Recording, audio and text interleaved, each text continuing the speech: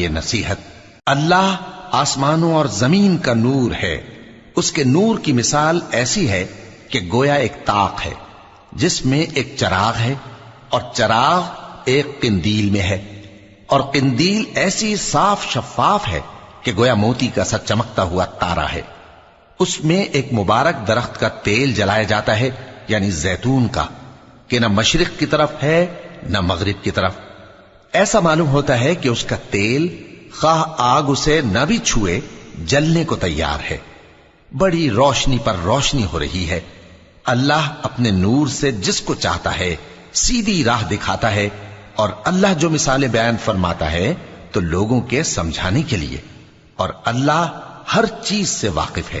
وہ قندیل ان گھروں میں ہے جن کے بارے میں اللہ نے ارشاد فرمایا ہے کہ بلند کیے جائیں اور وہاں اللہ کے نام کا ذکر کیا جائے، اور ان میں صبح